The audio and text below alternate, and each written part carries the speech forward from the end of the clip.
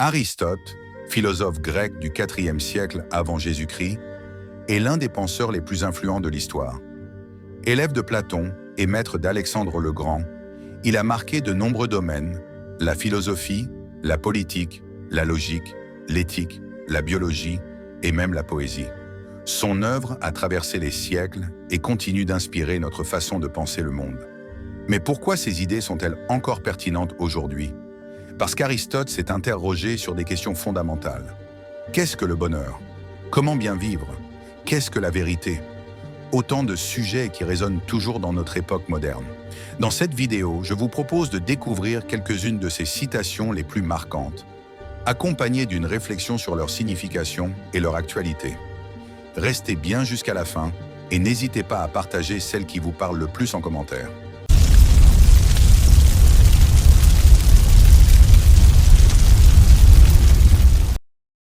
Le sage ne dit pas tout ce qu'il pense, mais il pense tout ce qu'il dit. Cette citation souligne l'importance de la réflexion avant de parler. Un esprit sage ne se précipite pas dans ses paroles, mais pèse chaque mot avec prudence. L'ignorant affirme, le savant doute, le sage réfléchit. Aristote met en avant la différence entre l'ignorance, qui conduit à des certitudes aveugles, et la sagesse, qui repose sur le doute et la réflexion. Le commencement de toutes les sciences, c'est l'étonnement de ce que les choses sont ce qu'elles sont. La philosophie et la science naissent de l'émerveillement face au monde. C'est en questionnant la réalité que l'on commence à apprendre. Il faut préférer ce qui est impossible, mais vraisemblable, à ce qui est possible, mais incroyable. Aristote souligne ici l'importance de la logique et du raisonnement. Il vaut mieux croire en quelque chose de cohérent, même si c'est difficile, plutôt qu'en des idées absurdes, mais possibles. Nous sommes ce que nous répétons sans cesse. L'excellence n'est donc pas un acte, mais une habitude. La sagesse et la connaissance ne sont pas des dons innés, mais le fruit d'une discipline quotidienne et d'un effort constant. L'éducation est un ornement dans la prospérité et un refuge dans l'adversité. La connaissance embellit la vie lorsque tout va bien, mais elle devient aussi une force intérieure précieuse face aux épreuves. L'esprit est ce qu'il comprend. Notre façon de penser est influencée par ce que nous apprenons. La sagesse dépend donc de notre capacité à assimiler des idées et à les mettre en pratique. Tout homme qui pense est un être double. La réflexion nous pousse à nous interroger, à voir différentes perspectives et à remettre en question nos propres certitudes. Le doute est le commencement de la sagesse. Il ne faut pas craindre de douter. C'est en remettant en question ce que nous croyons savoir que nous progressons vers une véritable compréhension. Le savoir ne donne pas la sagesse. La connaissance seule ne suffit pas. La sagesse vient de l'expérience et de la manière dont nous appliquons ce que nous avons appris. Le bonheur est le but ultime de l'existence humaine. Pour Aristote, le but de la vie n'est ni la richesse ni la gloire, mais l'eudémonia, un bonheur durable fondé sur la vertu et la sagesse. Le bonheur dépend de nous. Contrairement à l'idée que le bonheur est dicté par les circonstances extérieures, Aristote affirme qu'il résulte de nos choix et de notre manière de vivre. L'excellence morale est le résultat de l'habitude. Nous devenons justes en accomplissant des actes justes. Ce n'est pas en connaissant la vertu que nous devenons vertueux, mais en adoptant de bonnes habitudes au quotidien. La vertu est le juste milieu entre deux extrêmes. Aristote prône une éthique de l'équilibre.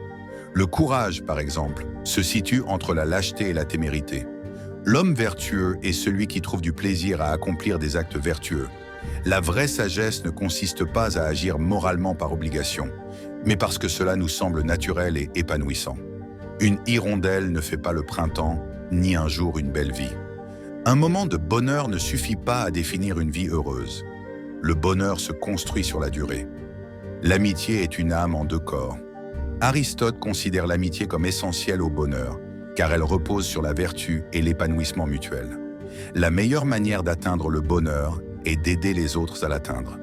Le bonheur ne se trouve pas dans l'individualisme, mais dans des relations bienveillantes et harmonieuses. L'homme heureux vit bien et agit bien. Le bonheur n'est pas seulement un état d'âme, il se reflète dans nos actions et notre façon de vivre.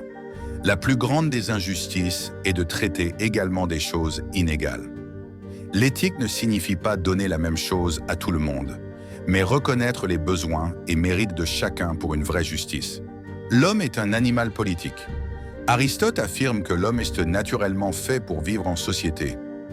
Il ne peut s'épanouir qu'au sein d'une communauté organisée, comme la cité. La cité est une des choses naturelles, et l'homme est par nature un animal politique. Il considère que la société n'est pas une création artificielle, mais un prolongement naturel de l'existence humaine. La démocratie est la pire forme de gouvernement, à l'exception de toutes les autres. Aristote classe la démocratie parmi les régimes instables, mais il la préfère à la tyrannie, qui repose sur l'intérêt d'un seul individu. La loi, c'est la raison libre de passion. Une société juste doit être gouvernée par des lois rationnelles, et non par des émotions ou des intérêts personnels. La pauvreté est la mère de la révolution et du crime. Aristote souligne que l'injustice sociale et les inégalités économiques sont les principales causes des conflits et de l'instabilité politique. La République est la meilleure forme de gouvernement lorsque les citoyens sont vertueux. Un bon gouvernement dépend du comportement moral de ses citoyens. Sans vertu, même le meilleur système politique devient corrompu. Le tyran s'entoure d'étrangers plutôt que de citoyens. Un dirigeant qui craint son peuple préfère s'entourer de personnes qui ne partagent pas les mêmes intérêts que les citoyens. Il y a tyrannie lorsque ceux qui commandent ne sont pas les meilleurs. Un gouvernement devient oppressif lorsqu'il est dirigé par des incompétents qui ne cherchent que leur propre intérêt. La vraie égalité consiste à traiter également les égaux et inégalement les inégaux, en proportion de leur mérite. Aristote distingue l'égalité arithmétique, donner la même chose à tout le monde, et l'égalité proportionnelle. Celui qui ne peut vivre en société, ou qui n'en a pas besoin, est soit une bête, soit un dieu. Il critique ici les ermites et les individus qui se croient autosuffisants. Selon lui, un être humain isolé ne peut ni être pleinement heureux, ni pleinement accompli. Il n'y a pas de génie sans un grain de folie. Aristote reconnaît que la créativité et l'innovation naissent parfois d'idées audacieuses qui défient la raison conventionnelle. Nous ne savons une chose que lorsque nous en connaissons la cause. La véritable compréhension passe par l'analyse des causes. C'est le fondement de sa pensée logique et scientifique. Le tout est plus que la somme de ses parties. Cette idée est essentielle en logique et en métaphysique. Une chose complexe ne peut être réduite à ses éléments séparés. L'ignorant affirme, le savant doute, le sage réfléchit. Une pensée rationnelle repose sur la remise en question et l'analyse critique, plutôt que sur des certitudes dogmatiques. La nature ne fait rien en vain. Cette citation exprime la vision d'Aristote selon laquelle tout dans l'univers a une cause et une finalité logique. Il est impossible qu'une même chose appartienne et en même temps n'appartienne pas à une autre sous le même rapport. Il formule ici le principe de non-contradiction, fondamental en logique. Une proposition ne peut être à la fois vraie et fausse. Le raisonnement est la fonction la plus élevée de l'homme. Pour Aristote, la raison est ce qui distingue l'être humain des autres êtres vivants et ce qui lui permet d'atteindre la sagesse. C'est en faisant souvent les mêmes choses que nous acquérons un savoir-faire. L'apprentissage repose sur la répétition et l'expérience, ce qui est d'une approche rationnelle du développement des compétences. Tout art et toute investigation, et pareillement toute action et tout choix, tendent vers quelque bien. Il applique ici la logique téléologique.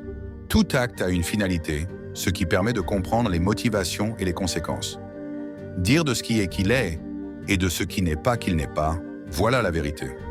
Aristote définit ici la vérité selon un principe logique fondamental, l'accord entre la pensée et la réalité. La poésie est plus proche de la vérité que l'histoire.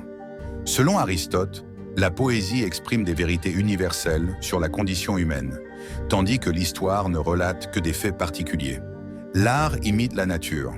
Il affirme ici que l'art s'inspire du monde réel, en reproduisant et en sublimant ce que la nature nous offre.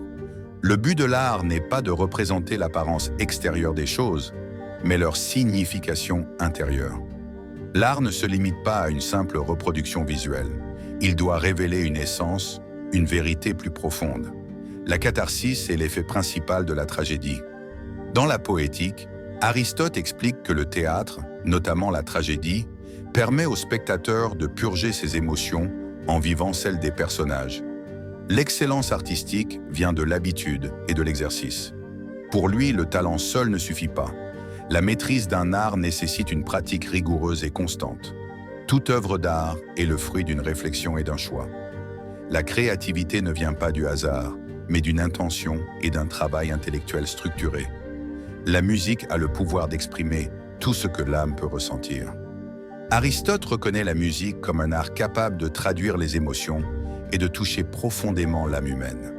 La comédie est une imitation des hommes de peu de valeur, mais non en ce qu'ils sont mauvais, mais en ce qu'ils sont ridicules. Dans la poétique, il distingue la comédie de la tragédie. Elle met en scène des faiblesses humaines de manière amusante sans sombrer dans la méchanceté. Le peintre ne cherche pas à représenter le réel tel qu'il est, mais tel qu'il devrait être. L'art ne se limite pas à copier le monde. Il peut aussi suggérer une vision idéale ou améliorer la réalité. L'agréable, dans l'art, ne vient pas du sujet mais de la manière dont il est traité. Ce n'est pas le thème d'une œuvre qui la rend belle, mais la façon dont l'artiste le met en scène et le travaille.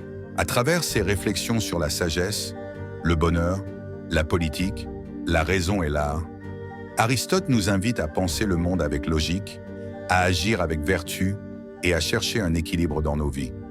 Ces idées, bien qu'anciennes, restent d'une actualité frappante et continuent d'influencer notre manière de comprendre l'existence. Et vous, quelle citation vous a le plus marqué? Laquelle résonne le plus avec votre propre vision du monde? Partagez votre réflexion en commentaire, j'ai hâte de vous lire. Si cette vidéo vous a plu, n'oubliez pas de laisser un like, de vous abonner pour découvrir d'autres pensées philosophiques et de partager cette vidéo à ceux qui, comme vous, aiment la sagesse des grands penseurs. À très bientôt pour une nouvelle vidéo.